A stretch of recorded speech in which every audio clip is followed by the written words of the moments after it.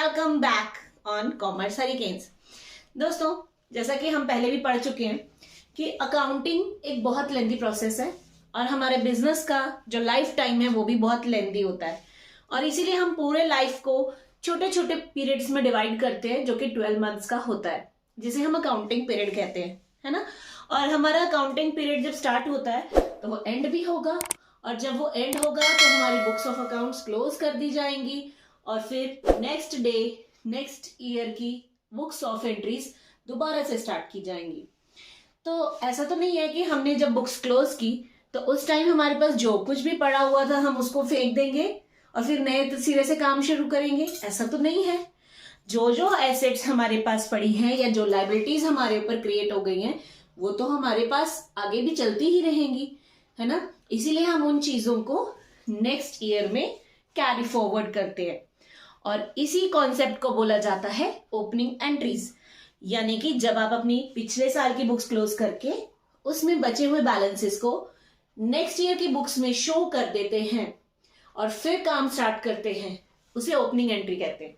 और ये बहुत ही इजी कॉन्सेप्ट है। देखिए, घबराना तो बिल्कुल भी नहीं है, बहुत बहुत बहुत ही आसान है।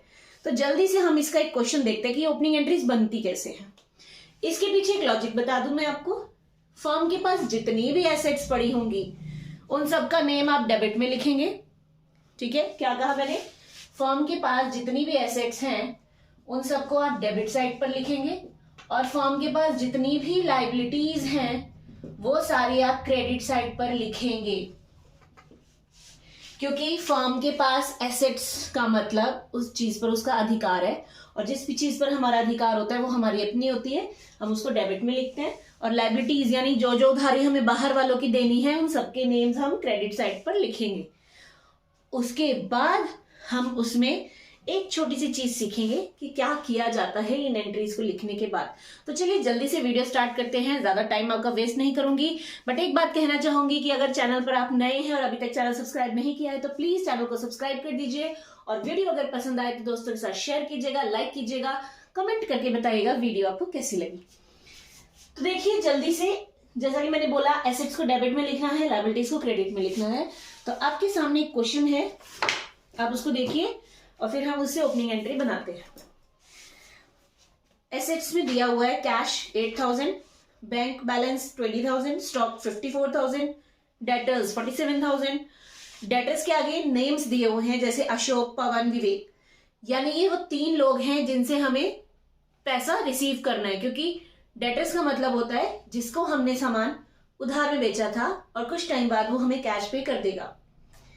मशीनरी 60000। अब देखिए ये सारे एसेट्स हैं, इसलिए इन सभी के नेम्स आपको डेबिट साइड पर लिखने हैं। इसके बाद लाइबिलिटीज क्या है फर्म के ऊपर? क्रेडिटर्स 20000, जिसमें चमन लाल के 7000 है और ओमपाल के 13000। उसके बाद फर्म के पास कैपिटल है 2 लाख का। कैपिटल सभी को पता है कि लाइबिलिटीज साइड पर हम लिखते हैं, यानी क्रेडिट साइड पर हम लिखते हैं। एसेट्स क्या है, लाइबिलिटीज क्या है, डेटर क्रेडिटर क्या होते हैं, ये सभी बेसिक अकाउंटिंग टर्म्स में ऑलरेडी करवा चुकी हूं आपको और आई होप आपने वो वीडियो देखी भी है, इसलिए मैं इस वीडियो में उसको नहीं एक्सप्लेन कर रही। अगर आपने वो वीडियो नहीं देखी है जरूर देखिएगा, लिंक मैं आपको इस वीडियो के नीचे डिस्क्रिप्शन में दे दूंगी और उसके बाद आपको ये कॉन्सेप्ट क्लियर हो जाएगा। अब देखिए इसकी जर्नल एंट्री बनाते हैं। जो जो एसेट्स हमारे पास पड़ी हैं हम वो सभी एसेट्स डेबिट में लिखेंगे। ये रहा हमारा फॉर्मेट, डेट, पर्टिकुलर्स,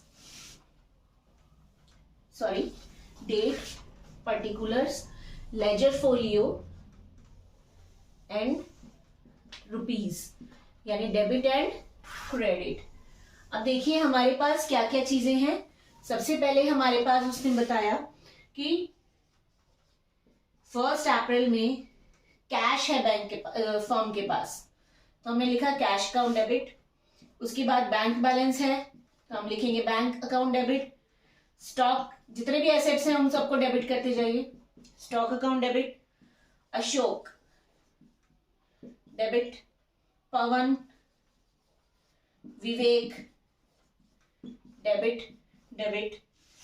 मशीनरी, ये भी एसेट है, machinery account debit. Then 2 credit में क्या आएगा? क्रेडिट में है हमारे पास लाइबिलिटीज यानी Chamanlal, to Ompal and to capital. ठीक है, ठीक है जी। ये अमाउंट्स हमारे, ये आइटम्स हमारे पास दी हुई हैं। अब हम इनकी अमाउंट इनके आगे लिख देते हैं।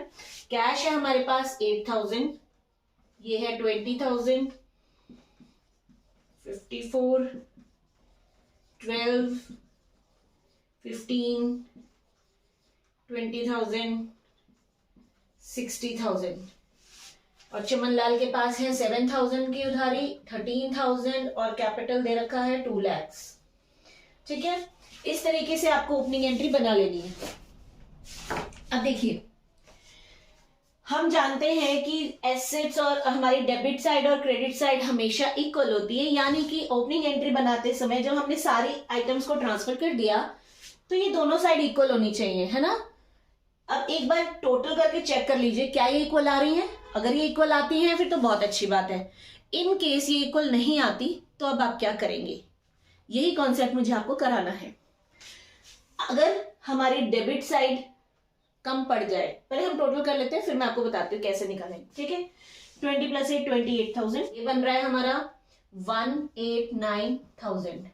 ठीक है, इस साइड का टोटल, और इधर टोटल बन रहा है हमारा 2,20,000 इसका टोटल। अब देखिए दोनों साइड का टोटल डिफरेंट आ रहा है, इसका टोटल 189 आ रहा है और इसका टोटल 220 आ रहा है। तो कौन सी साइड कम पड़ गई है, ये वाली साइड अमाउंट कम पड़ गई है ना। यहां भी 2,20,000 तो इधर भी होना चाहिए। अब अगर इसको 2,20,000 बनाना है तो इसका मतलब यहां पर हमें कुछ अमाउंट डालनी पड़ेगी। कितनी अमाउंट डालनी है, जितना शॉर्ट पड़ रहा है उतना। 2,20,000 में से अगर आप 189 माइनस कर दें तो ये कितना बनेगा 31,000, यानी कि 31,000 अमाउंट हमने यहां डालनी है। मगर किस नाम से डालें, ऐसे ही तो कुछ भी नहीं लिख सकते, है ना। अगर इन दोनों को बराबर करना है तो ये जो 31,000 है ये किस नाम के साथ आएगा, ये आएगा गुडविल के नाम से। ठीक है, किसके नाम से, गुडविल। गुडविल का मतलब होता है रेपुटेशन ऑफ अ फर्म। एक फर्म ने कुछ रेपुटेशन कमाई है, फर्म ने कुछ मेहनत करके अपना नाम बनाया है मार्केट में और उसी की वजह से फर्म को बेनिफिट हुआ, फर्म को फायदा हुआ।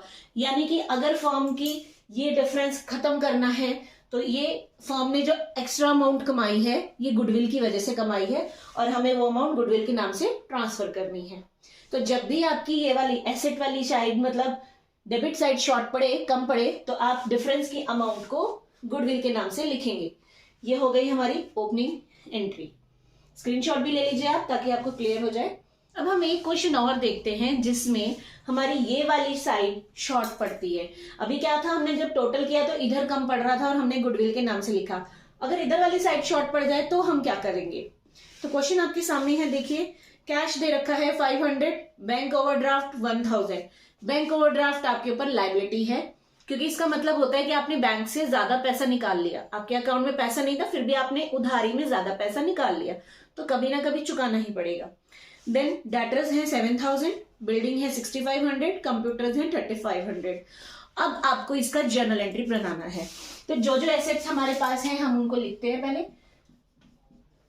डेट है हमारी 2017 1 अप्रैल। कैश अकाउंट डेबिट, कैश है हमारे पास 500 का। उसके बाद डेटर्स हैं हमारे पास, डेटर्स की वैल्यू है 7,000। इसके बाद बिल्डिंग है, बिल्डिंग का टोटल बन रहा है हमारा 6,500। उसके बाद है हमारे पास कंप्यूटर्स, कंप्यूटर की वैल्यू है 3,500। To bank overdraft, to bank overdraft, bank overdraft हमारे पास कितना दे रखा है, इट इज 1,000। अब आप जल्दी से देखिए क्या ये दोनों साइड मैच कर रही हैं, जी नहीं, बिल्कुल भी नहीं, क्योंकि इस साइड का टोटल कितना बन रहा है 17,500 और इधर टोटल है ओनली 1,000। यानी कि इन दोनों साइड्स को बराबर करने के लिए हमें यहां अमाउंट डालनी है। कितनी अमाउंट डालेंगे, 1,000 अगर इसमें से निकाल दिया जाए तो आगे बचता है 16,500 और उसको नाम दिया जाएगा कैपिटल। क्योंकि फर्म के पास अगर कोई डिफरेंस बच रहा है लाइबिलिटीज में तो वो हमेशा कैपिटल होगा। ठीक है, तो ये हमारा ओपनिंग एंट्री का कॉन्सेप्ट खत्म हो गया। अब आपको समझ आ गया कि कैसे एसेट्स एंड लायबिलिटीज ट्रांसफर करनी है और बैलेंसिंग फिगर को कैसे शो करना है। दोस्तों के साथ वीडियो शेयर जरूर कीजिएगा। Till then bye bye, have a good day.